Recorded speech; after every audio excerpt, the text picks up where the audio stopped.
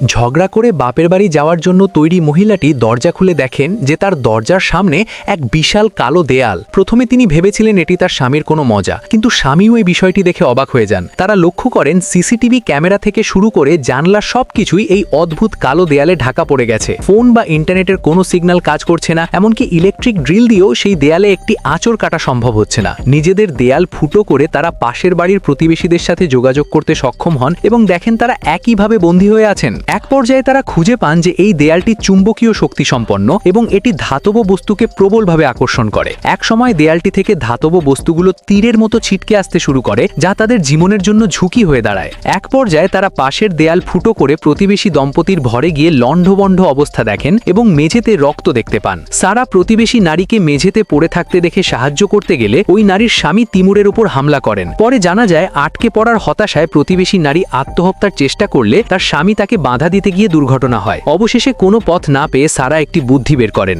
বাড়িটি যেহেতু অনেক পুরনো এবং এর নিচে একটি পুরনো বাংকার বা বিমান হানা থেকে বাঁচার আশ্রয়স্থল রয়েছে যা সাবওয়ে সিস্টেমের সাথে যুক্ত, তাই তারা মেঝে খুঁড়ে মাটির নিচ দিয়ে পালানোর সিদ্ধান্ত নেন। প্রাণ বাঁচাতে তিমুর বড় হাতুড়ি দিয়ে তাদের দামি মেঝের টাইলস ভাঙতে শুরু করেন।